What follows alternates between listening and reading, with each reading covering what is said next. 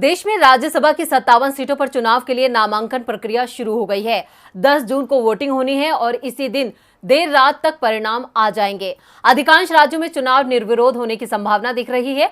राज्यसभा चुनावों में जिस राज्य पर सबसे ज्यादा नजर है वो है यूपी, क्योंकि सबसे ज्यादा सीटें यहीं पर हैं।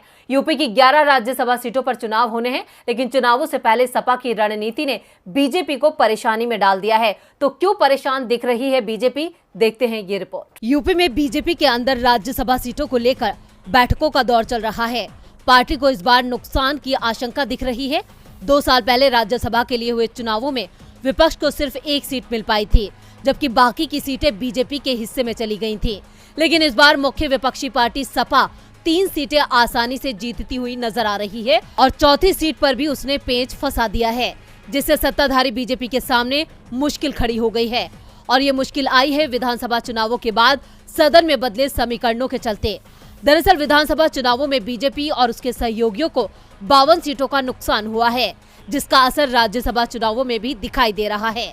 यूपी में राज्यसभा की 11 सीटों पर चुनाव होना है और अगर यूपी विधानसभा की दलगत स्थिति को देखें तो यूपी में बीजेपी के 255, अपना दल 12, निषाद पार्टी 6, सपा 111, आरएलडी 8, सुभाषपा 6, जनसत्ता दल 2, कांग्रेस 2, बीएसपी का 1 विधायक है। राज्यसभा में 1 सीट जीतने के लिए 34 वोटों की जरूरत है और 255 विधायकों के दम पर बीजेपी को आसानी से 7 सीटें मिल जाएंगी और उसके पास 17 वोट अतिरिक्त बचेंगे। दूसरी ओर सपा को 3 सीट मिलने के बाद 9 वोट अतिरिक्त बचेंगे। ऐसे में छोटी पार्टियां तय करेंगी कि 11 सीटें किसके पास जाएंगी।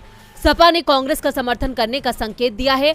पार्टी अपने 9 अतिरिक्त वोटों के साथ आरएलडी और सुभाषपा के 14 वोट भी कांग्रेस को ट्रांसफर कराने को तैयार है।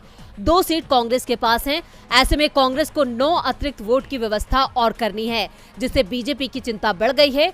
पार्टी को 8वीं सीट पर हार का डर दिखाई दे रहा है।